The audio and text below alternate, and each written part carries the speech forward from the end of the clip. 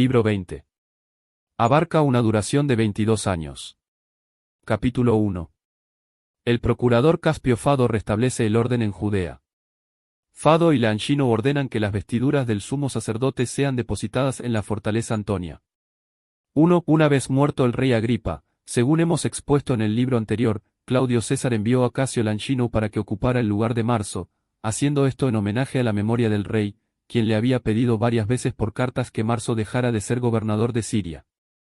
Fado, que llegó como procurador a Judea, encontró que los judíos de Perea estaban en lucha contra los de Filadelfia con motivo de los límites de una población llamada Mía, llena de gente belicosa.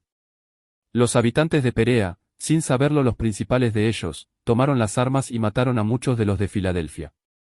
Estos hechos indignaron grandemente a Fado, por no haberle sometido a él el caso, si creían que los de Filadelfia los habían ofendido, en lugar de acudir temerariamente a las armas.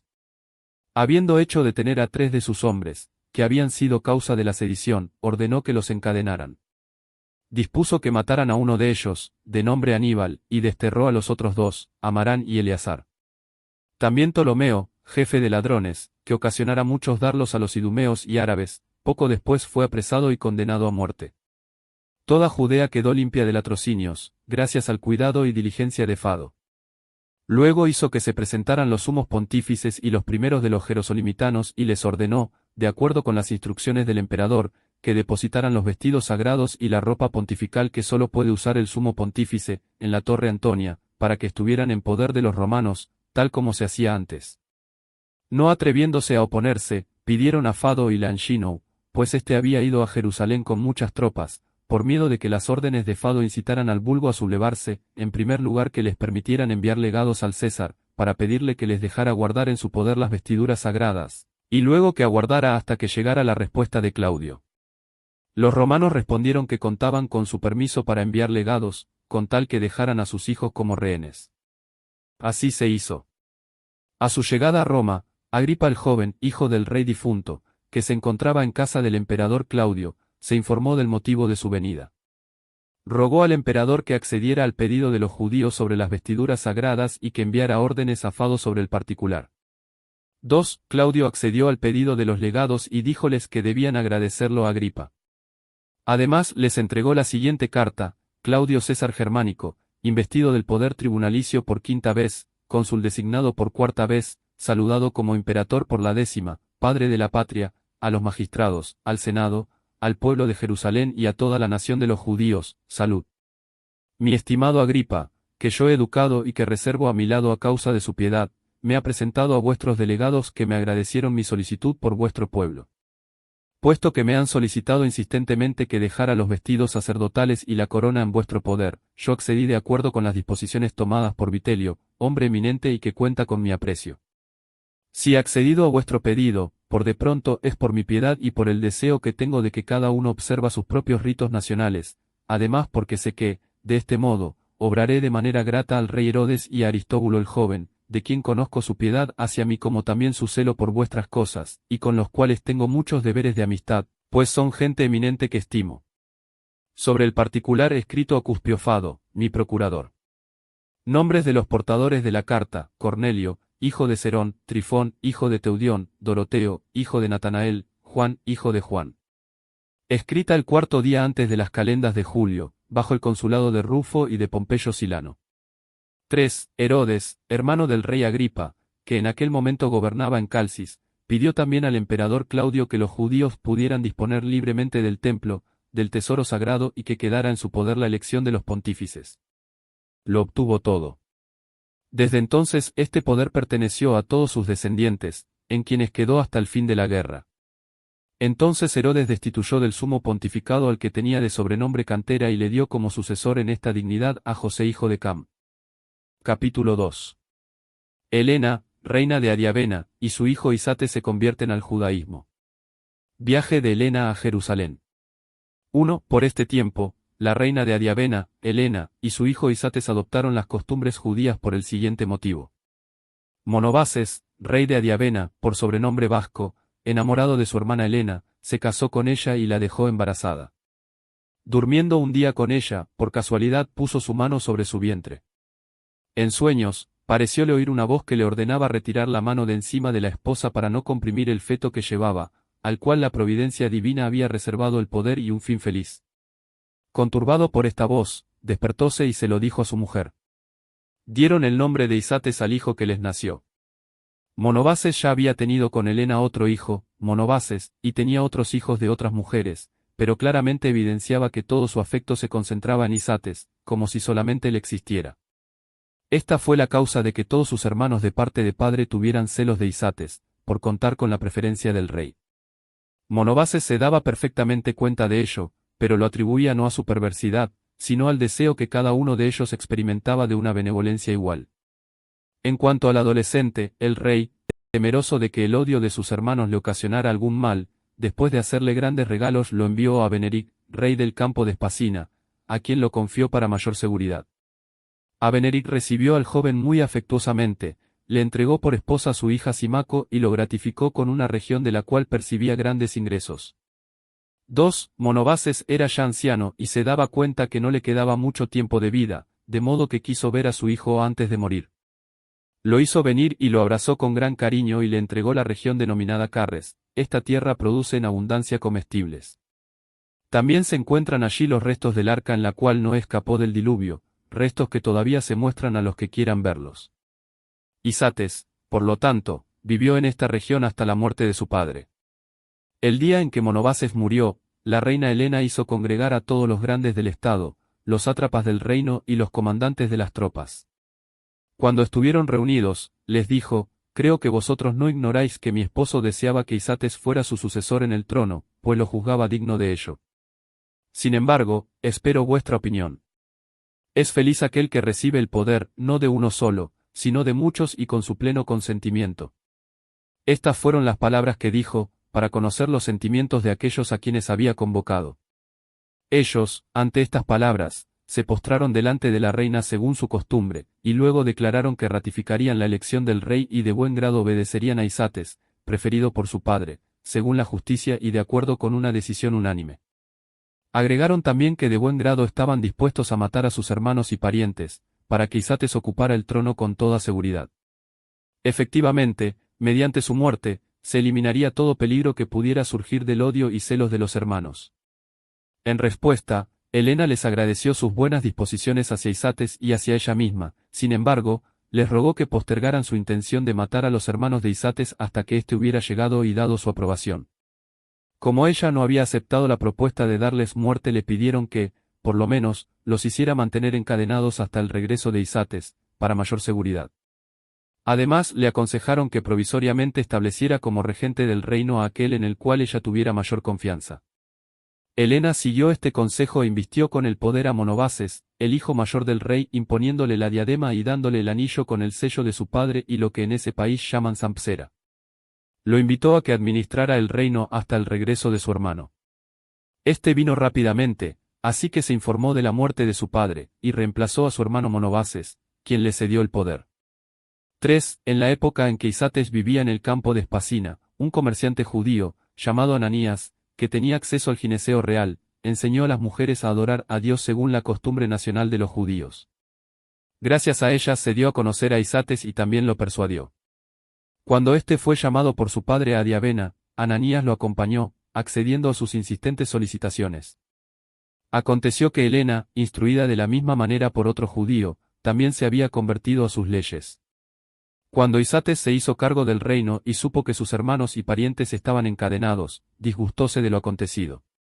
Considerando que era impío matarlos o retenerlos encadenados, pero por otra parte juzgando que era peligroso dejarlos libres en su cercanía, pues se acordarían de las ofensas recibidas, a algunos con sus hijos los envió a Roma al emperador Claudio como rehenes y a otros, con un pretexto análogo, los remitió a Artabano, el parto. 4. Cuando supo que su madre se sentía muy satisfecha con las costumbres judías, se apresuró a amoldarse a ellas, creyendo que no sería definitivamente judío mientras no se circuncidara, se dispuso a hacerlo. Pero su madre intentó impedírselo, diciéndole que se pondría en peligro. Efectivamente, era rey y se enajenaría el aprecio de sus súbditos si supieran que deseaba adoptar costumbres extranjeras opuestas a las suyas, pues no tolerarían un rey que fuera judío. Dijo estas cosas, oponiéndose decididamente a sus designios, y Isates se lo contó a Ananías. Este estuvo de acuerdo con la madre, y lo amenazó con separarse de él, si se negaba a obedecerla. Decía temer, en caso de que llegara a conocerse, que lo castigaran como responsable de todo y por haber incitado al rey a realizar actos indignos. Por otra parte, el rey podía adorar a Dios, aun sin estar circuncidado, si estaba dispuesto a observar completamente las leyes ancestrales de los judíos, lo cual tenía más importancia que la circuncisión. Le dijo también que Dios le perdonaría el haber renunciado a este rito, constreñido a ello por la necesidad y el miedo a sus súbditos. Estas palabras persuadieron al rey. Pero enseguida, puesto que no había renunciado por completo a su designio, otro judío, que había venido de Galilea, de nombre Eleazar, que pasaba por muy entendido en la ley de sus padres, lo exhortó a que cumpliera el acto. Efectivamente, habiendo ido a saludarlo y sorprendiéndolo en el trance de leer la ley de Moisés, le dijo: «Tú ignoras que estás cometiendo la mayor ofensa contra las leyes y por consiguiente contra Dios. No basta con leerlas, es necesario ante todo cumplir lo que ellas ordenan. ¿Hasta cuándo seguirás incircunciso? Si hasta ahora no has leído lo que dice la ley sobre la circuncisión, léelo de inmediato para saber lo grande que es tu impiedad». Cuando hubo oído estas palabras, el rey no demoró por más tiempo su cumplimiento. Se retiró a otra cámara, mandó a buscar un médico, y le hizo ejecutar lo que le habían prescrito. Luego envió a buscar a su madre y al que fuera su maestro Ananías, y les indicó que había cumplido con el rito. Quedaron estupefactos y con gran miedo, diciéndose que si el asunto llegara a ser conocido, el rey correría peligro de verse privado del poder, pues los súbditos no soportarían que los gobernara un seguidor celoso de costumbres extranjeras, y que, incluso ellos mismos, se verían en peligro, por considerarse los responsables de lo acontecido. Pero Dios hizo que sus temores no llegaran a realizarse. A pesar de que Isates, como sus hijos, se vieron expuestos a 1000 peligros, Dios los puso a salvo, haciéndolos pasar de una situación desesperada a una de seguridad, demostrando así que aquellos que elevan sus ojos a Dios y únicamente se fían de Él no resultan frustrados del fruto de la piedad. Pero hablaremos de esto más adelante. 5. Helena, la madre del rey, veía que la paz reinaba en el reino y que su hijo era feliz y envidiado de todos, incluso entre los pueblos extranjeros, gracias a la providencia divina. Deseó visitar la ciudad de Jerusalén para postrarse en el templo de Dios, célebre en todo el mundo, y ofrecer sacrificios de acción de gracias. Para ello pidió permiso a su hijo. Isates accedió al pedido de su madre, hizo grandes preparativos para el viaje y le entregó una fuerte cantidad de dinero. Descendió, pues, a la ciudad de Jerusalén, acompañándolo su hijo durante un largo trecho. Su llegada resultó sumamente provechosa para Jerusalén, pues en aquel momento la ciudad sufría por el hambre y muchos morían a causa de la indigencia. La reina Helena envió a algunos de sus esclavos, unos a Alejandría para que compraran trigo, otros a Chipre para que trajeran un cargamento de higos. Regresaron lo antes posible, y ella distribuyó estos alimentos a los nativos, dejando por este motivo un recuerdo imperecedero en nuestro pueblo. Su hijo Isates, cuando supo que en Jerusalén pasaban hambre, envió una gran cantidad de dinero a los principales de la ciudad. Pero contaremos más adelante todo lo que estos reyes han hecho en beneficio de nuestro pueblo. Capítulo 3. Isates restablece en su trono a Artabano, rey de los partos. Guerra de Baardens contra Isates. 1. Artabano, rey de los partos, advirtió que los sátrapas conspiraban contra él. En vista de la falta de seguridad, decidióse a ir a ver a Isates con el objeto de que éste le proporcionara los medios para la propia seguridad y para regresar, si ello era posible, al reino. Se dirigió, pues, al país de Isates, rodeado de cerca de 1000 parientes y servidores. Lo encontró en el camino, él lo reconoció, sin que Isates a su vez lo reconociera. Acercándose, se postró a sus pies, de acuerdo con la costumbre de su tierra, diciendo: «Oh rey, no menosprecies al que te suplica y no desdeñes mi ruego. Me siento humillado por el cambio del destino. De rey que era me he convertido en un simple particular. Necesito tu ayuda. Considera la inestabilidad de la fortuna, piensa que la desgracia es algo común a nosotros dos, piensa en ti para lo futuro. Si tú no te dignas ayudarme, habrá muchos otros súbditos que se enardecerán contra los otros reyes». Dijo todo esto, mientras lloraba e inclinaba la cabeza. Isates, al oír su nombre y viendo que el que estaba ante él, suplicando y lamentándose, era Artabano, bajó rápidamente del caballo y le respondió: «Anímate, oh rey, y que la presente tribulación no te trastorne como si fuera irreparable, tu angustia rápidamente se cambiará en gozo». encontrarás en mí un amigo y aliado mejor de lo que esperabas. Efectivamente, yo te restableceré en el trono de los partos, o perderé el mío. 2. Dichas estas palabras, hizo montar a Artabano caballo y él lo acompañó a pie, como homenaje a un rey más grande. Pero Artabano, al verlo, no lo aceptó y juró por el destino y la gloria que tenía en aquellos momentos que descendería del caballo, si el otro no montaba y le precedía. Isates accedió a sus deseos. Saltó a caballo y lo condujo al palacio real. En las asambleas le tributó los honores debidos y en los banquetes le otorgó el lugar más elevado, sin tener en cuenta su suerte actual, sino a causa de su dignidad pasada y en consideración a que las vicisitudes de la fortuna son comunes a todos los hombres. Escribió también a los partos para aconsejarles que recibieran a Artabano, ofreciéndoles su fe, sus juramentos y su mediación, para asegurarles que olvidaría sus actos. Los partos contestaron que no se negarían a recibir a Artabano, pero no les era posible hacerlo, pues el poder había sido confiado a otro, denominado Sinamo, y temían que estallara una guerra. Sinamo, conociendo su voluntad, escribió él mismo a Artabano, pues éste lo educó y estaba dotado de un carácter noble y leal. Lo invitó a que se fiara de él y fuera a retomar el reino. Sinamo salió a su encuentro, se prosternó saludándolo con el título de rey y, quitándose la diadema, la puso sobre la cabeza de Artabano. 3. Es así como, gracias a Isates, Artabano fue restablecido en el trono del cual había sido expulsado por los grandes hacía poco. No fue ingrato a los beneficios recibidos y recompensó a Isates con los mayores honores. Le permitió que llevara la tiara derecha y que durmiera en una cama de oro, a pesar de que este honor y aquella insignia estaban reservados al rey de los partos. Le regaló también una gran región fértil que separó de las posesiones del rey de Armenia. Este país se llama Nisibis. Los macedonios habían fundado allí anteriormente la ciudad de Antioquia a la cual dieron el nombre de Epimigdonia. Estos fueron los honores con los que el rey de los partos gratificó a Isates. 4. Poco después murió Artabano y dejó el trono a su hijo Baardens. Este visitó a Isates y trató de convencerlo de que se aliara con él, para hacer la guerra a los romanos. Pero no lo logró, pues Isates conocía el poder y las riquezas de los romanos y creía que tal empresa era imposible. Además había enviado a 5 de sus hijos, todavía jóvenes, para que aprendieran diligentemente nuestra lengua nacional y recibieran nuestra educación. También envió, como dije antes, a su madre para que se prosternara en el templo. Estaba perplejo y quería apartar a Baardens de aquella guerra, describiéndole sin cesar la fuerza y los recursos de los romanos. Pensaba de esta manera asustarlo y obligarlo a desistir de sus proyectos. El parto, irritado, declaró de inmediato la guerra a Isates, pero en nada le aprovechó esta empresa, pues Dios deshizo todas sus esperanzas. Cuando los partos comprendieron los planes de Baardens y su decisión de combatir a los romanos, se libraron de él y entregaron el poder a su hermano Gotarses. Este murió poco después, víctima de un complot, y tuvo por heredero a su hermano Vologeses, quien confió a sus hermanos de parte del padre grandes gobiernos. Pacoro, el de más edad, tuvo la media, y Tirídates, el menor, la Armenia. Capítulo 4. Conversión de Monobases. Victoria de Isates sobre Abias, rey de los árabes, y Vologeses, rey de los partos. Muerte de Isates, a quien sucede Monobases. 1. El hermano de Isates, Monobases, y sus parientes, en vista de que la piedad del rey hacia Dios lo había convertido en objeto de envidia entre los hombres, desearon también abandonar su religión nacional y abrazar la de los judíos. Pero no lo ignoraron sus súbditos, los grandes, irritados por esta conversión, disimularon su cólera, no buscando sino una ocasión propicia para vengarse.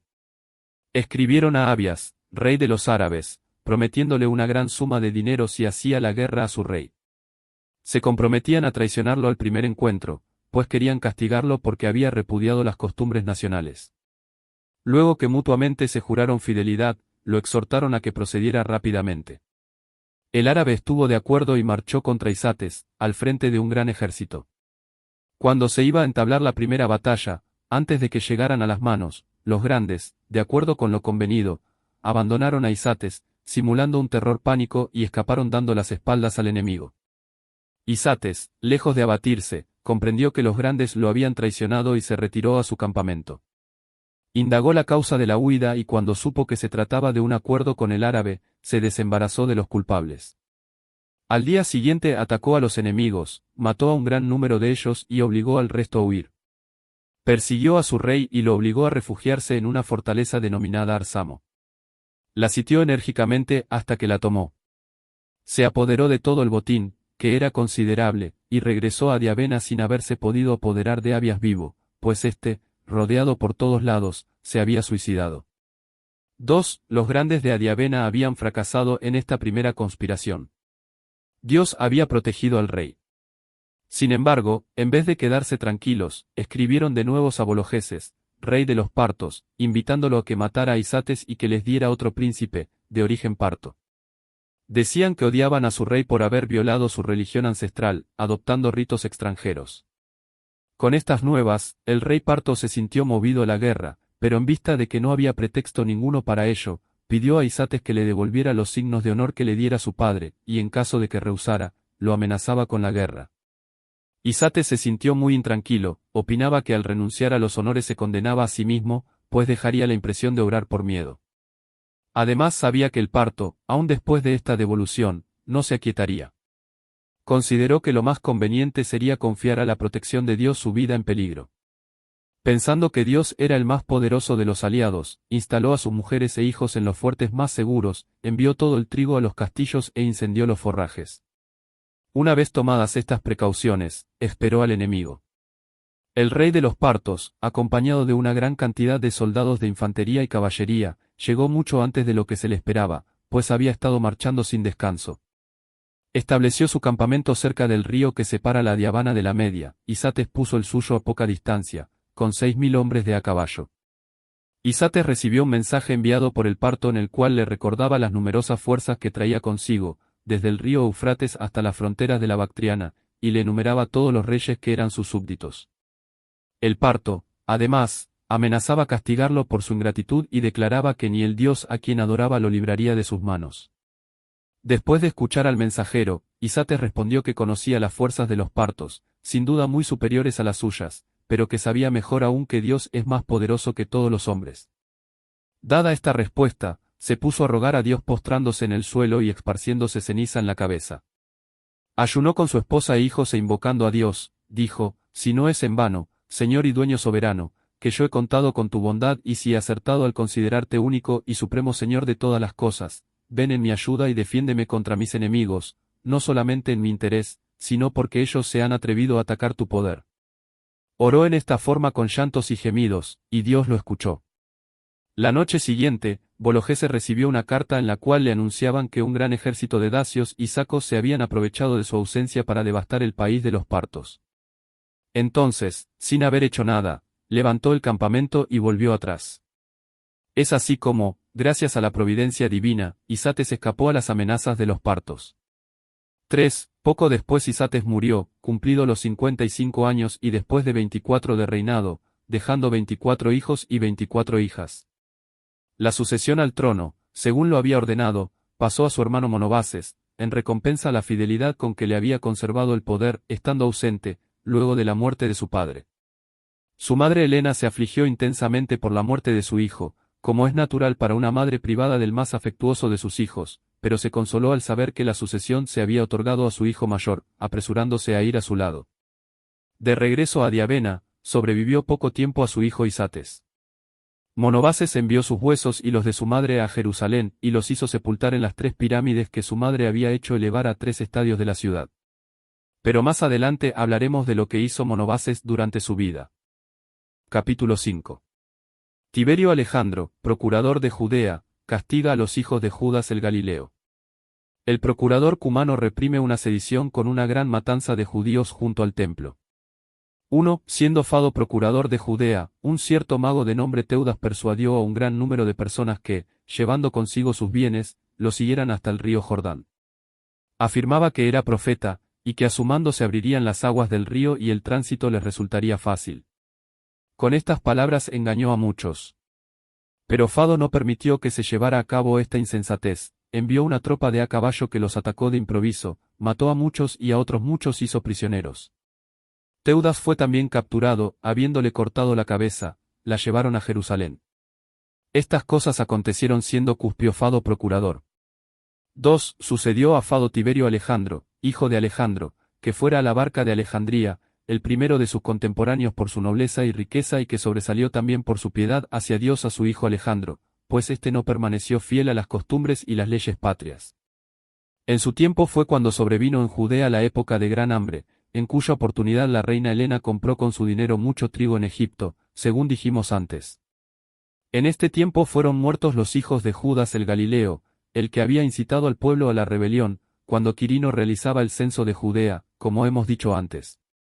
Eran Jacobo y Simón, a quienes Alejandro ordenó que crucificaran. Herodes, rey de Calcis, privó del pontificado a José hijo de Cam, y lo traspasó a Ananías hijo de Zebedeo. Cumano sucedió a Tiberio Alejandro. Herodes, hermano del rey Agripa el Grande, falleció en el año 8 del reinado de Claudio, dejando 3 hijos, Aristóbulo, hijo de su primera esposa Mariamne, y Bereniciano e Hircano, hijos de Berenice, la hija del hermano. Claudio César entregó su reino al joven Agripa.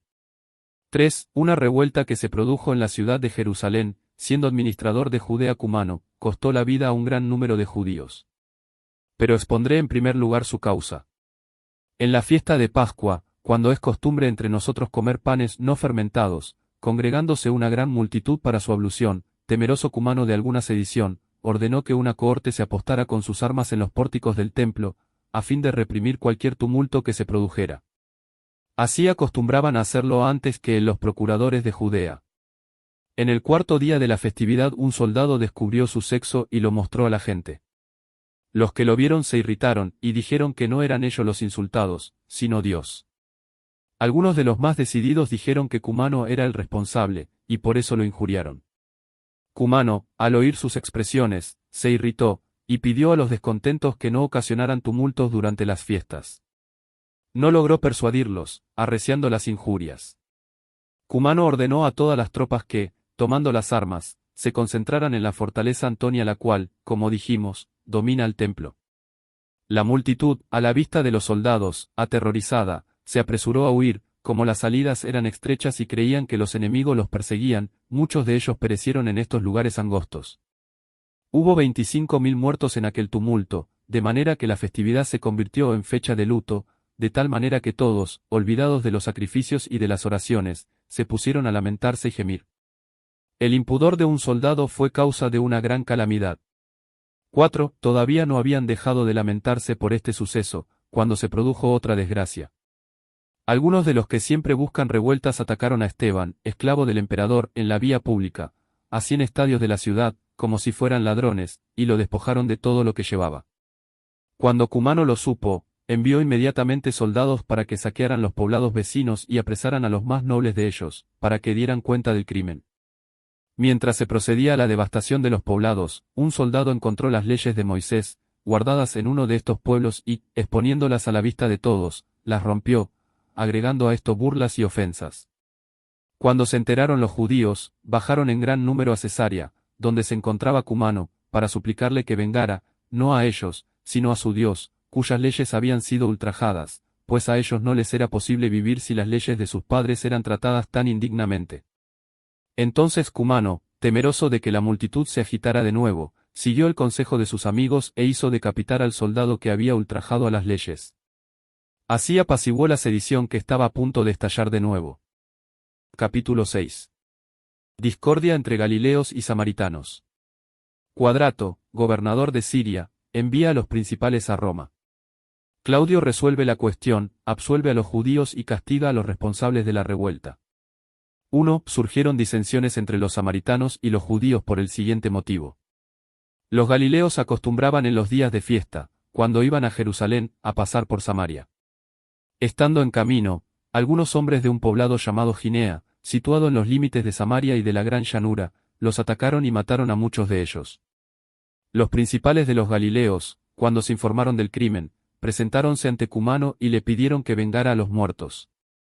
Pero él, que había sido corrompido por los samaritanos con dinero, no los escuchó. Entonces los galileos, indignados, llamaron a los judíos a las armas para defender su libertad.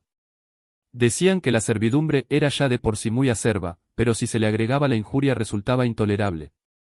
Los magistrados se esforzaron en apaciguar y aquietar a la multitud, prometiendo que hablarían con Cumano para persuadirlo que castigara a los autores de las muertes. No los escucharon, tomaron las armas y llamando en su auxilio a Eleazar hijo de Dineo, un ladrón que por espacio de muchos años había vivido en los montes, robaron e incendiaron varios poblados de los samaritanos. Cumano, cuando se enteró, tomó consigo al escuadrón de Sebaste y 4 cohortes de a pie y armó también a los samaritanos, y marchó contra los judíos. Habiéndolos alcanzado, mató a muchos de ellos y a muchos otros los hizo prisioneros.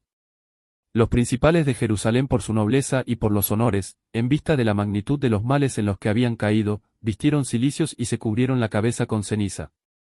Pidieron y exhortaban a los revoltosos, puesto que tenían ante sus ojos la patria que iba a ser abolida, el templo destruido, en fin, las mujeres y los hijos reducidos a esclavitud, que cambiaran de propósito, que depusieran las armas, se tranquilizaran y regresaran a sus casas. Estas palabras persuadieron a los amotinados, los cuales se dispersaron, y los ladrones regresaron a sus lugares inexpugnables, pero, después de esto, toda Judea estuvo infectada de ladrones. 2. Los primeros de los samaritanos se presentaron ante Humidio Cuadrato, gobernador de Siria, que entonces vivía en Tiro, para acusar a los judíos de haber saqueado e incendiado sus poblados. Afirmaron que no les dolía tanto la injuria que habían recibido de ellos cuanto el menosprecio en que tenían a los romanos, a quienes debían haber acudido como jueces, si se sentían ofendidos, en vez de llevar a cabo incursiones, como si no estuvieran gobernados por los romanos. Por esto se presentaban ante él, pidiéndole que los vengara. Esta era la índole de las acusaciones de los samaritanos. Los judíos sostuvieron que los culpables de la revuelta y de la lucha habían sido los samaritanos, y, sobre todo, que Cumano había sido corrompido con sus regalos y que, por este motivo, ocultó y disimuló la matanza de judíos. Cuando Cuadrato hubo oído estas cosas, difirió la sentencia, diciendo que la daría cuando fuera a Judea y se informara más detalladamente de la verdad. Se retiraron sin que nada se hubiera decidido. Poco después Cuadrato pasó a Samaria en donde, luego de oír a todos, estaba por decidir que los samaritanos habían sido los culpables de las sediciones. Pero al informarse de que algunos judíos habían fraguado una revolución, hizo crucificar a los capturados por Cumano. De allí pasó al poblado llamado Lida, que por su magnitud no cedía en grandeza a una ciudad, se instaló en un tribunal y, por segunda vez, escuchó a los samaritanos. Uno de ellos le dijo que uno de los principales de los judíos, de nombre Dorto, y algunos más, en número de 4, ansiosos de novedades, se esforzaban en alejar al pueblo de los romanos. Mandó que los mataran. Envió al pontífice Ananías y al pretor Anán a Roma, encadenados, para que dieran cuenta de sus actos al emperador Claudio. Luego dispuso que los principales de los samaritanos y de los judíos, el procurador Cumano y Celer, un tribuno, marcharan a Italia, para someter al juicio del César sus controversias.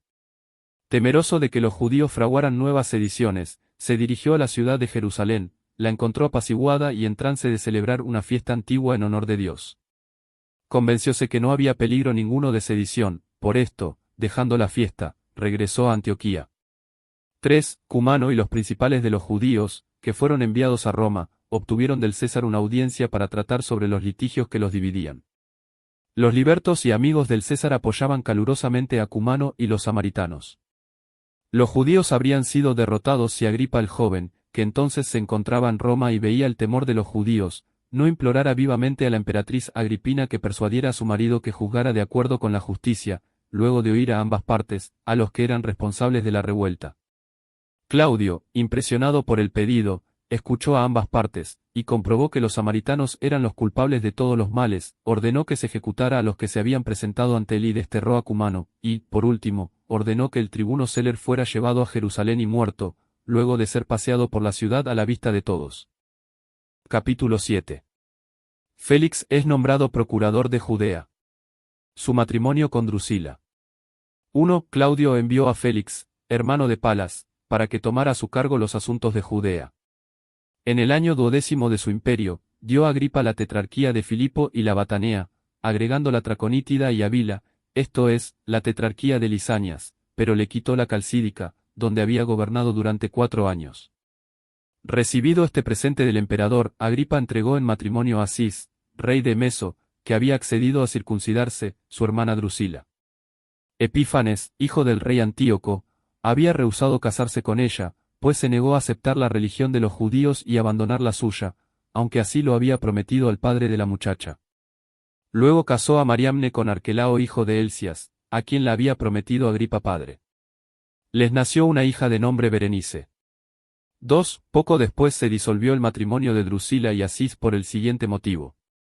Siendo Félix procurador de Judea, al ver a Drusila, que sobresalía en hermosura entre las demás mujeres, se inflamó de deseo por ella.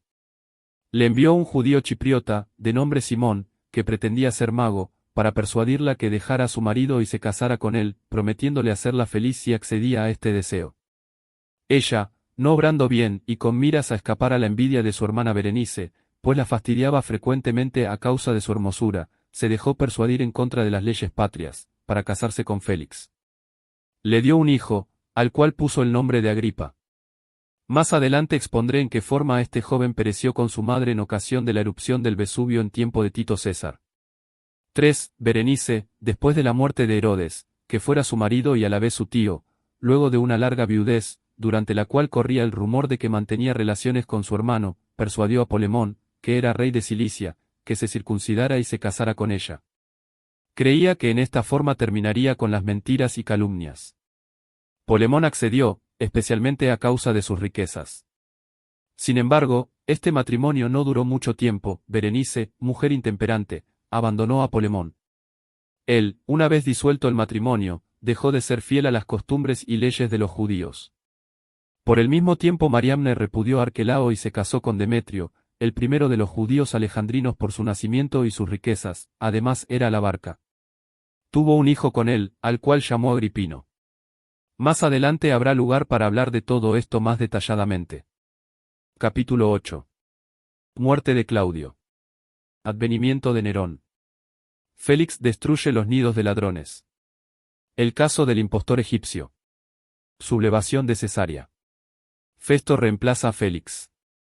1. Claudio César murió luego de gobernar 13 años, 8 meses y 20 días. Algunos dijeron que había sido envenenado por su mujer Agripina. El padre de esta mujer fue Germánico, hermano del César, y tuvo por marido a Domicio Novarbo, romano ilustre. Muerto él, después de permanecer viuda por largo tiempo, Claudio se casó con ella, llevando a Agripina consigo a un hijo que se llamaba Domicio como su padre. Anteriormente Claudio había hecho matar, por celos, a su esposa Mesalina, con la cual había tenido 2 hijos, Británico y Octavia. Tenía además otra hija mayor, que se llamaba Antonia, nacida de su esposa anterior, Petina. Casó a Octavia con Nerón, nombre que dio a Domicio después de adoptarlo.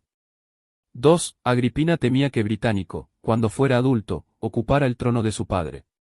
Con el deseo de que pasara a su hijo, según se dice, hizo todo lo posible para matar a Claudio. Después procuró que Burro, prefecto del ejército, así como también los tribunos y libertos de mayor autoridad, se llevaran a Nerón al campamento y lo proclamaran emperador. Nerón, luego de obtener el poder, envenenó a Británico ante numerosas personas, también asesinó abiertamente a su madre, agradeciéndole en esta forma, no solamente el que lo hubiera engendrado, sino también el que con sus maquinaciones obtuviera el imperio para él. Igualmente hizo morir a Octavia, su esposa, y a muchos ilustres varones, acusándolos de intrigar. 3. Pero no quiero detenerme por más tiempo en el particular. Son muchos los que han escrito la historia de Nerón, los unos han disfrazado la verdad, para agradarle, pues fueron bien tratados por él, otros, en cambio, por el odio y enemistad con cual lo contemplaban, lo han tratado tan desmedidamente que merecen igual reproche que los primeros. No hay motivo para que me admire que hayan mentido con relación a Nerón, pues tampoco al escribir sobre sus predecesores han respetado la verdad histórica, y, con todo, no los odiaban, pues vivieron mucho tiempo después. Pero que escriban de acuerdo a sus caprichos aquellos que no guardan el menor respeto por la verdad, si es que así les gusta. En cuanto a nosotros, nos hemos propuesto atenernos únicamente a la verdad, aunque tocando solo de paso lo que no se refiere a nuestros asuntos, los de los judíos, que debemos exponer de una manera menos superficial, sin vacilación ninguna, para explicar claramente nuestras desgracias y nuestros defectos. Dicho esto, expondré lo referente a nosotros. 4. En el año primero del reinado de Nerón, muerto Asís, príncipe de los Emesos, lo sucedió en el poder su hermano Soum. Aristóbulo recibió de Nerón el gobierno de la Armenia Menor. Este Aristóbulo era hijo de Herodes, rey de Calcis. Nerón dio además a Agripa parte de la Galilea, Tiberíades y Tariquea, ordenando que le estuvieran sometidas. También le entregó Julias, población de Perea y 14 poblados de su vecindad. 5. Los asuntos de los judíos día a día empeoraban. El país estaba lleno de ladrones y de impostores que seducían a la multitud. Todos los días Félix capturaba a algunos de los últimos, junto con ladrones, y los hacía perecer. Capturó vivo a Eleazar hijo de Dineo, que había reunido una caterva de ladrones, le dio su palabra de que nada le iba a acontecer, y así lo indujo a que se le acercara, luego lo envió a Roma encadenado. Félix odiaba al pontífice Jonatás, porque le exhortaba frecuentemente a que administrara mejor los asuntos de los judíos, pues no quería que le reprocharan el que hubiese pedido al emperador que les enviara a Félix como procurador. Por ese motivo, Félix buscaba un pretexto para librarse de él, por resultarle molesto. Molesta ser amonestado frecuentemente a aquellos que se han propuesto obrar injustamente. Por este motivo, Félix corrompió con la entrega de gran cantidad de dinero, a un tal Doras, amigo íntimo de Jonatás, de origen jerosolimitano, para que le enviara ladrones que lo mataran. Doras, dispuesto a obedecerle, arbitró de esta manera la muerte del pontífice. Algunos de los ladrones ascendieron a la ciudad, como si quisieran adorar a Dios, teniendo ocultas las dagas bajo los vestidos, mezclados con los criados de Jonatás lo mataron. Esta muerte quedó sin venganza. Posteriormente los ladrones, sin amedrentarse, ascendieron al templo durante las festividades, ocultando las armas como antes, mezclados con la turba, mataron a unos porque eran sus enemigos y a otros porque se les pagaba para hacer ese servicio, y lo llevaban a cabo, no solo en la ciudad, sino en el mismo templo. Efectivamente, se atrevían a matar en el templo, como si obrar de esta manera no fuera un acto impío. Por eso creo que Dios, ofendido por su impiedad, se apartó de nuestra ciudad, juzgó que el templo ya no era su morada pura, e hizo que los romanos purificaran con el fuego a la ciudad, nos redujeran a la esclavitud a nosotros, a nuestras mujeres y a nuestros hijos, a fin de que, advertidos por tales calamidades, volviéramos a la rectitud. 6. Con esos hechos perpetrados por los ladrones, la ciudad estaba repleta de crímenes horrendos. Los impostores y los hombres falaces persuadían a la multitud que los siguieran al desierto. Decían que allí les mostrarían signos y señales que solo pueden producirse por obra y providencia de Dios. Muchos que los creyeron, sufrieron los castigos que merecían por su locura, pues Félix los hizo ejecutar cuando le fueron entregados. En ese tiempo llegó a Jerusalén un egipcio que simulaba ser profeta, y quiso persuadir a la multitud que ascendiera con él al monte de los Olivos, que se encuentra a la distancia de 5 estadios de la ciudad. Les dijo que desde allí verían caer por su orden los muros de Jerusalén, y les prometió abrirles un camino para volver a la ciudad. Cuando Félix oyó tales cosas, ordenó a sus soldados que tomaran las armas. Salió de Jerusalén con muchos soldados de caballería y de infantería, y atacó al egipcio y a los que estaban con él. Mató a 400 de ellos, e hizo prisioneros a 200. En cuanto al egipcio, eludió el encuentro y se escapó. De nuevo los ladrones incitaron al pueblo a hacer la guerra a los romanos, diciendo que no había que obedecerles. Incendiaban y robaban las casas de los que no estaban de acuerdo con ellos. 7. También se produjo una disensión entre los judíos que vivían en Cesarea y los sirios de la misma ciudad, acerca de la igualdad de los derechos de ciudadanía. Los judíos querían ser los primeros en todo, pues su rey Herodes, fundador de Cesarea, había sido judío de nacimiento. Los sirios lo reconocían, pero agregaban que la ciudad anteriormente se había llamado Torre de Extratón y que en ese entonces no había allí ningún judío. Informados de esto los magistrados de la ciudad, capturaron a los autores de la sedición de ambos lados y los golpearon, con lo cual el tumulto quedó apaciguado por algún tiempo. Pero de nuevo los judíos moradores de la ciudad, confiados en sus riquezas y teniendo por este motivo en menos a los sirios, los injuriaron, esperando que así lograrían provocarlos. Los otros, inferiores en lo referente a dinero, pero orgullosos de que la mayoría de los que servían en las tropas romanas fueron de Cesarea o de Sebaste, devolvieron los insultos a los judíos. Llegóse al extremo de que judíos y sirios se apedrearan mutuamente, causándose gran número de muertos y heridos de ambos lados. Los judíos, sin embargo, salieron victoriosos. Félix, en vista de que esta agitación en muy poco se diferenciaba de una guerra, pidió a los judíos que se quedaran tranquilos. Como no le hicieron caso, ordenó a los soldados que los atacaran, fueron muertos muchos de ellos y otros hechos prisioneros. También Félix permitió a los soldados que saquearan algunas casas de judíos llenas de riquezas. Los más moderados y de mayor dignidad de los judíos, pidieron a Félix que hiciera sonar la trompeta para llamar a los soldados, de modo que quedaran perdonados los restantes para que pudieran arrepentirse de su conducta. Félix consintió. 8. Por este tiempo el rey Agripa confirió el pontificado a Ismael, hijo de Fab. Se originaron disensiones entre los pontífices y los sacerdotes y principales de Jerusalén. De tal modo que cada uno de los sectores, se puso al frente de una banda de hombres muy decididos y revoltosos. En los encuentros se injuriaban mutuamente y se apedreaban, sin que nadie los llamara al orden, como si se tratara de una ciudad privada de jefes. Fue tan grande la audacia de los pontífices, que exentos de toda vergüenza enviaron a sus siervos a las eras, para que se apoderaran de los diezmos que pertenecían a los sacerdotes. Por lo cual aconteció que algunos de los sacerdotes, cuya situación familiar era muy pobre, murieran por falta de alimentos. Es así como la violencia de los facciosos se imponía sobre el derecho. 9. Porcio Festo fue enviado por Nerón para suceder a Félix. Los principales de los judíos que vivían en Cesarea se dirigieron a Roma para acusar a Félix, el cual habría sido castigado por sus injusticias con los judíos si Nerón no hubiera sido muy condescendiente ante los pedidos de Palas, el hermano de Félix, que gozaba de gran prestigio con él. Dos de los sirios principales de Cesarea, mediante la donación de gran cantidad de dinero, persuadieron a Burro, instructor de Nerón, encargado por este de los asuntos de las regiones griegas, que pidiera a Nerón que privara a los judíos del derecho de ciudadanía que les era común con los sirios. Burro se lo pidió al emperador y lo obtuvo y envió un rescrito, que fue la causa de todos los males que posteriormente afligieron a nuestro pueblo. Cuando los judíos de Cesarea se informaron de lo otorgado a los sirios, persistieron en sus revueltas contra ellos hasta que estalló una guerra. 10. Cuando Festo pasó a Judea con motivo de las fiestas, encontró a la ciudad asolada por los ladrones, que incendiaban y saqueaban todas las aldeas. Los llamados sicarios, en realidad ladrones, eran muy numerosos, se servían de puñales cortos, casi de la misma longitud que los acinace de los persas, pero curvos como aquellos que los romanos llaman sicae, con los cuales estos ladrones mataban a mucha gente y de cuyo uso tomaron el nombre. Durante los días festivos, como antes dijimos, mezclados con la multitud que venía de todos lados por razones religiosas, mataban a los que querían sin dificultad ninguna. Frecuentemente irrumpían en los poblados enemigos y después de haberlos saqueado, los incendiaban. Festo envió tropas de infantería y caballería contra los que habían sido engañados por un impostor que les había prometido la cesación de todos los males y plena seguridad, si lo seguían al desierto. Los soldados mataron al impostor y a los que estaban con él.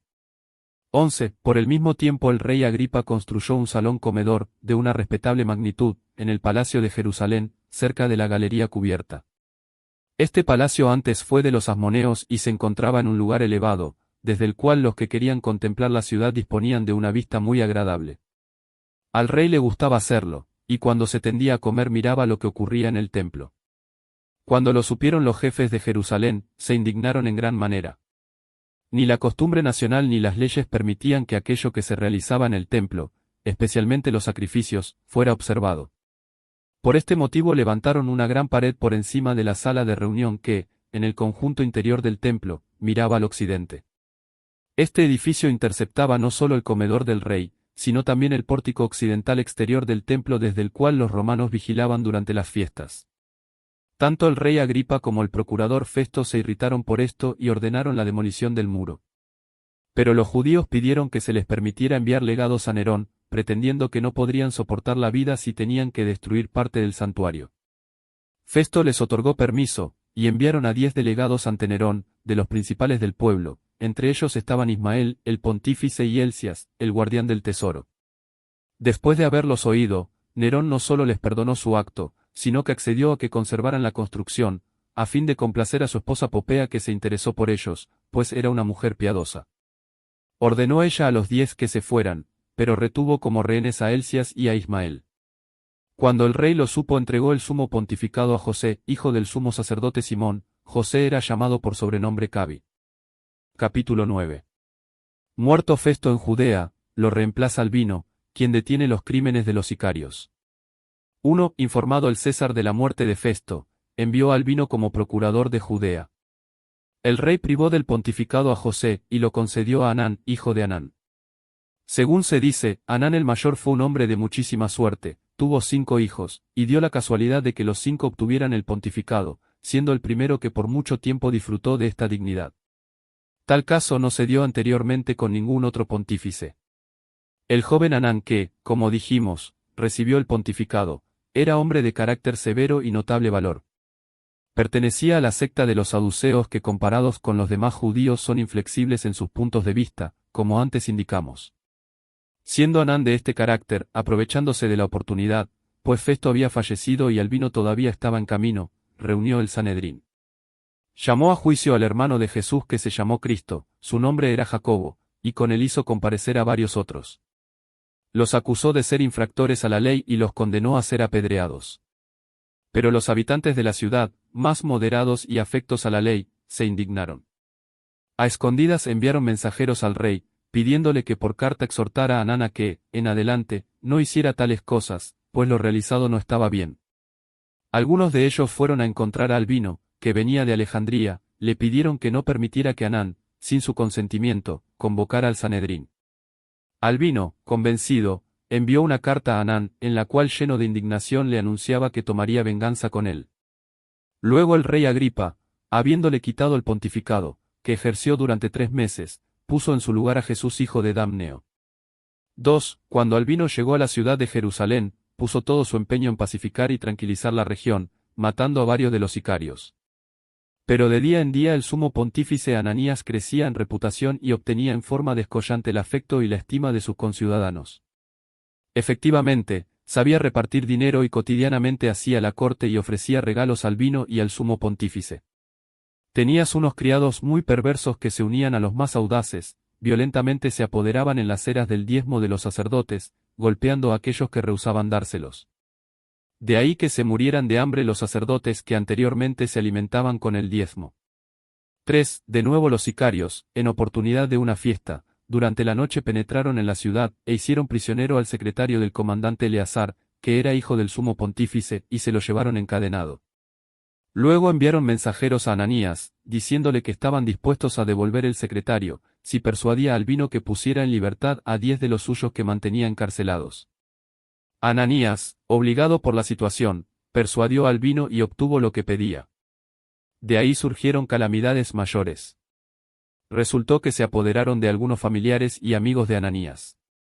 Capturándolos vivos, no los dejaron en libertad hasta no recibir, a su vez, a algunos de los sicarios prisioneros. De ahí que, creciendo en número, infestaron todo el país. 4. Por este tiempo el rey Agripa, habiendo engrandecido la ciudad de Cesarea de Filipo, la nombró Neronías en honor de Nerón. Además hizo edificar un teatro en Berito, de elevado costo, donde ofreció espectáculos anuales, gastó en ello decenas de miles de dracmas. Pues daba al pueblo trigo y le distribuía aceite. Además adornó toda la ciudad con estatuas y copias de las obras antiguas y transportó allí todo lo que adornaba su reino, o poco menos. Con esto se concentró el odio de sus súbditos, pues les quitaba lo que era suyo para ornar una ciudad extranjera. El rey privó del pontificado a Jesús hijo de Damneo y se lo dio a Jesús hijo de Gamaliel. Por este motivo se originó entre los dos una mutua disensión. Cada uno de ellos reunió una cohorte de hombres de la más perversa índole, que se insultaban mutuamente y a veces llegaban a apedrearse. Ananías se distinguió entre todos pues se atrajo, gracias a sus riquezas, a muchos de ellos. Por su parte Costovaro y Saúl habían congregado su porción de criminales. Eran de sangre real y estaban muy en favor de Agripa a causa de su parentesco, pero eran violentos y dispuestos a apoderarse de los bienes de los más débiles. Por todo esto nuestra ciudad estaba sumergida en muchas tribulaciones, yendo de día en día los asuntos de mal en peor.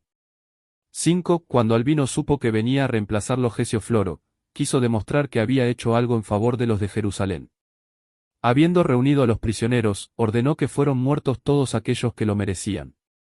En cuanto a los que se encontraban en la cárcel por causas más leves, una vez que hubieron pagado la multa los dejó en libertad. En esta forma la cárcel se vació de presos, pero el país quedó infestado de ladrones. 6. Los levitas, una de nuestras tribus, que cantaban los himnos, pidieron al rey que reuniera al Sanedrín y les permitiera utilizar al igual que los sacerdotes una túnica de lino, pues pretendían que durante su reino tenía que llevar a cabo una innovación memorable. Tuvieron éxito en su pedido. Pues el rey, con el consentimiento de los que formaban el Sanedrín, concedió a los cantores que abandonaran su antigua vestidura y se pusieran una de lino, como pedían. Y como una parte de la tribu ejercía su ministerio en el templo, permitió que aprendiera los himnos, tal como lo pedían. Todo esto se había llevado a cabo en contra de lo que ordenaban las costumbres patrias, cuya violación reportaría los castigos que se merecían. 7. En esta oportunidad el templo ya estaba terminado. El pueblo vio que los obreros, en número de 18.000, estaban sin trabajo y necesitaban salarios, pues hasta entonces se habían procurado los medios de vida trabajando en el templo. No querían repartir dinero por miedo a los romanos, pero se preocupaban por sus obreros. Efectivamente, si un obrero trabajaba, aunque no fuera más que una hora, inmediatamente recibía su paga. Por eso pidieron al rey que hiciera restaurar el pórtico oriental. Era un pórtico de la parte exterior del templo, que daba sobre un profundo valle, con muros de 400 codos de largo, y estaba construido con piedras blancas, rectangulares, de 20 codos de largo y 6 de alto. Era obra del rey Salomón, que fue el primero en construir todo el templo. El rey, sin embargo, pues el César Claudio le había encargado el cuidado del templo, pensó que destruir era fácil, lo difícil era construir, especialmente ese pórtico, por tratarse de una obra que requería tiempo y una gran cantidad de dinero. Pero no se opuso a que la ciudad fuera pavimentada con piedra blanca. Privó del pontificado a Jesús hijo de Gamaliel, y se lo dio a Matías hijo de Teófilo. Siendo este pontífice comenzó la guerra entre los romanos y los judíos. Capítulo 10. Los sumos pontífices judíos, desde Moisés hasta la guerra de los judíos. 1. Creo necesario y conveniente, especialmente en esta historia, hablar de los pontífices, cuál fue su origen, a quienes se otorgó este honor y quiénes son los que lo han ejercido hasta el fin de la guerra. Se dice que el primero de todos fue Aarón, hermano de Moisés, quien sirvió al Señor en el sumo sacerdocio. Una vez muerto, lo sucedieron sus hijos, y todos sus descendientes sin excepción guardaron este honor en su familia. De ahí que, por ley de nuestros padres, nadie puede ser pontífice de Dios, si no es de la sangre de Aarón, y el cargo no es permitido a otro de otra familia, aunque se trate de un rey. Después de Aarón que, como hemos dicho, fue el primero hasta Faíns, que recibió el pontificado durante la guerra, hubo 83 sumos sacerdotes. Desde el tiempo de Moisés, en que el tabernáculo construido por este en honor de Dios se levantaba en el desierto, hasta la llegada a Judea, en donde el rey Salomón edificó el templo de Dios, hubo 13 pontífices que ejercieron el cargo en el desierto. Al principio el pontificado se conservaba durante toda la vida, posteriormente los sumos sacerdotes fueron reemplazados cuando todavía vivían. Estos 13, puesto que eran los descendientes de los hijos de Aarón, obtuvieron el pontificado por herencia. El gobierno fue al principio aristocrático, después monárquico y en tercer lugar, real. Desde el día en que nuestros padres abandonaron a Egipto bajo la dirección de Moisés hasta la construcción del templo, gobernaron estos 13 pontífices por espacio de 612 años. 2. Después de estos 13 sumos pontífices, lo ejercieron otros 18, sucesivamente, desde el reinado de Salomón, en Jerusalén, hasta que Nabucodonosor, rey de Babilonia, en una expedición contra la ciudad, incendió el templo y desterró a nuestro pueblo a Babilonia, haciendo prisionero al sumo pontífice Josadoc. Estos 18 ejercieron el pontificado por espacio de 466 años, 6 meses y 10 días, durante el periodo en que los judíos estaban subordinados a los reyes. 70 años después de la conquista de Judea por los babilonios, Ciro, rey de Persia, puso en libertad a los judíos de Babilonia, y permitióles volver a su país y reedificar el templo. En esta oportunidad, uno de los prisioneros que regresaron de Babilonia, Jesús, hijo de Josadoc, recibió el sumo pontificado.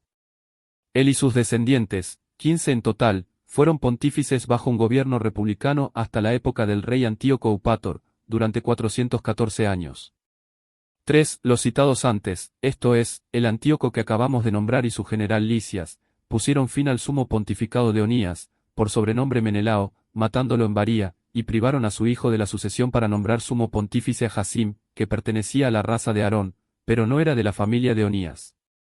Por esto Onías, hijo de Onías muerto y que tenía el mismo nombre que su padre, se fue a Egipto, donde lo recibieron amistosamente Ptolomeo Filométor y su mujer Cleopatra. Los convenció que edificaran para Dios, en el nomo de Heliópolis, un templo semejante al de Jerusalén, nombrándolo a él sumo pontífice. Pero ya hemos hablado acerca del templo construido en Egipto. Jasim murió después de haber ejercido durante 3 años el sumo pontificado. No tuvo sucesor y el país estuvo 7 años sin sumo pontífice. Luego los asmoneos, a quienes se les confió el poder sobre el pueblo y que combatieron contra los macedonios, retomaron la tradición y nombraron sumo pontífice a Jonatás, que ejerció el cargo durante 7 años. Al morir, a consecuencias de un complot y de intrigas tramadas por Trifón, como lo hemos expuesto anteriormente, su hermano Simón recibió el sumo pontificado. Este fue envenenado durante una comida por su yerno. Después de haber ejercido el poder un año más que su hermano, tuvo por sucesor a su hijo Hircano. Hircano disfrutó de este honor durante 30 años, y murió viejo, dejando la sucesión a Judas, por sobrenombre Aristóbulo. Su heredero fue su hermano Alejandro, cuando aquel murió de enfermedad luego de haber ejercido al mismo tiempo el sumo pontificado y la realeza, pues Judas fue el primero en ceñir la corona real, que retuvo durante un año. 4. Alejandro murió después de haber sido rey y sumo pontífice durante 27 años, dejando a su mujer Alejandra el cuidado de designar al futuro sumo pontífice. Alejandra entregó el sumo pontificado a Hircano, y ella murió luego de haber conservado el trono durante 9 años. Su hijo Hircano fue sumo pontífice por el mismo número de años. Efectivamente, después de la muerte de su madre, su hermano Aristóbulo le hizo la guerra, lo venció y lo privó de su cargo, para convertirse él a la vez en rey y sumo pontífice de su pueblo. Pero 3 años y 3 meses después de su advenimiento al poder, Pompeyo tomó a la fuerza la ciudad de Jerusalén, y envió a Roma encadenados a Aristóbulo y sus hijos. Después devolvió el sumo pontificado a Hircano, confiándole el poder sobre el pueblo, pero prohibiéndole ceñir la corona. Hircano tuvo el poder a más de los 9 primeros años, otros 24. Pero Barsafarnes y Pacoros, príncipes de los partos, atravesaron el Eufrates, combatieron contra Hircano, lo hicieron prisionero y nombraron rey a Antígono, hijo de Aristóbulo. Después de 3 años y 3 meses de reinado este fue sitiado y tomado prisionero por Socio y Herodes, conducido a Antioquía y condenado a muerte por Antonio. 5. Herodes, que recibió el poder de manos de los romanos, dejó de nombrar sumos sacerdotes asmoneos, confirió este honor a gente oscura que no eran sino simples sacerdotes, con excepción de uno solo, Aristóbulo. Este era el nieto de Hircano, el que fue hecho prisionero por los partos. Herodes le dio el sumo pontificado y se casó con su hermana Mariamne para conquistarse el favor del pueblo, gracias al recuerdo de Hircano. Luego, temeroso al ver que todos sentían inclinación por Aristóbulo, lo hizo ahogar en Jericó mientras nadaba, como lo hemos ya explicado. En adelante ya no confió el sumo pontificado a ninguno de los descendientes de los asmoneos. La conducta de Herodes fue imitada en lo referente a los pontífices por Arquelao y sus hijos, y, más adelante, por los romanos que se adueñaron del poder en el país de los judíos. Desde el tiempo de Herodes hasta que Tito tomó e incendió la ciudad y el templo, hubo en total 28 pontífices, y el tiempo de estos pontificados alcanza a 107 años. Algunos de ellos gobernaron bajo el reinado de Herodes y su hijo Arquelao. Después de la muerte del último, el gobierno fue aristocrático, pero los sumos pontífices tuvieron la dirección del pueblo. Y con esto hay suficiente sobre los sumos pontífices. Capítulo 11. Floro, sucesor de Albino, oprime a los judíos y los obliga a tomar las armas. 1. Gesio Floro, enviado por Nerón como sucesor de Albino, fue causa de muchas calamidades para los judíos. Había nacido en Clazomenes y llevó consigo a su esposa Cleopatra, por cuyo intermedio, como que era amiga de la esposa de Nerón, Popea, y en nada diversa del esposo por su malignidad, consiguió el cargo. Tan perversa y violentamente abusó del poder que, con motivo de su enorme maldad, los judíos consideraron a Albino como benefactor. Este procuraba ocultar su maldad, y cuidadosamente se esforzaba en que no fuera conocida, pero Gesio Floro, como si hubiera sido enviado para poner de manifiesto su perversidad, se jactaba de las injurias que infería a nuestro pueblo, sin abstenerse de ninguna rapiña o suplicio. Era un hombre duro que no se dejaba inclinar a la misericordia, insaciable en su afán de lucro, ignorando la diferencia entre pequeños y grandes crímenes, siendo partícipe en los robos de los ladrones. Había muchos que se dedicaban al robo, con la esperanza de que nada les iba a acontecer, pues Floro participaba en los mismos. No había límites en las atrocidades, de manera que los desdichados judíos, cuando ya no pudieron soportar los robos que los ladrones realizaban, se vieron obligados a abandonar sus casas y escapar, para vivir mejor en cualquier lugar del extranjero. ¿A qué decir más? Floro fue el culpable de que nos viéramos obligados a hacer la guerra a los romanos, pensando que era mejor que muriéramos todos de una vez y no poco a poco. La guerra se inició en el año segundo de la administración de Floro, y en el 12º del imperio de Nerón. Pero todo aquello que nos vimos obligados a hacer y lo que tuvimos que soportar, se podrá ver cuidadosamente expuesto en los libros que hemos escrito sobre la guerra de los judíos. 2. Aquí pondré fin a mis antigüedades judías, después de cuyos hechos comienzan los acontecimientos que he expuesto en la guerra de los judíos. Las antigüedades abarcan las tradiciones que van desde el primer hombre hasta el año 12º del imperio de Nerón, los hechos que nos acontecieron a los judíos en Egipto, Siria y Palestina y las calamidades que sufrimos con los asirios y babilonios, así como las vejaciones a que nos sometieron los persas y macedonios y, después de ellos, los romanos. Espero haberlo expuesto todo cuidadosamente. Me he esforzado en ofrecer la lista de los sumos pontífices que se sucedieron durante el período de los 2000 años. Expuse también la sucesión de los reyes, sin error, refiriendo lo que hicieron, cómo administraron el Estado y la autoridad de los jueces, tal como se encuentra descrito en los libros sagrados, pues así me comprometí a hacerlo desde el principio de esta historia. Ahora digo confiadamente, terminada la obra que me propuse, que ningún otro, ni judío ni extranjero, habría podido, por más que lo quisiera, presentar esta historia con tanta exactitud al público griego. Efectivamente, mis compatriotas admiten que soy muy superior a ellos en el conocimiento de las cosas nacionales.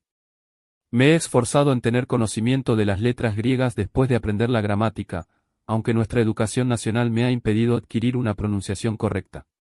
Nuestro pueblo no reverencia a los que aprenden lenguas extranjeras, pues juzga que este estudio es accesible no solamente a las personas de nacimiento libre, sino también a cualquier esclavo. Únicamente considera sabios a los que conocen la ley en forma precisa y pueden interpretar el sentido de la Sagrada Escritura. Este es el motivo de que, a pesar de que muchos trataron de ejercitarse en aquella disciplina, únicamente 2 o 3 han logrado éxito y recogieron el fruto de su trabajo. Quizá haga algo que no provoque la envidia, si hablo brevemente de mi familia y de lo que hice durante mi existencia, ahora que todavía viven los que pueden refutarme o atestiguar en mi favor. Aquí pondré fin a mis antigüedades judías, que comprenden 20 libros y 60.000 líneas. Si Dios lo permite, referiré de nuevo, resumidamente, la guerra y lo que nos ha ocurrido hasta el momento presente, esto es hasta el año 13º del reino del emperador Domiciano, que es el 56º de mi vida. También tengo el propósito de escribir 4 libros sobre nuestra doctrina judía referente a Dios y su naturaleza, y sobre nuestras leyes y las razones por las cuales ciertas acciones nos son permitidas y otras prohibidas. Persiguiendo a los judíos de Jerusalén y las regiones vecinas,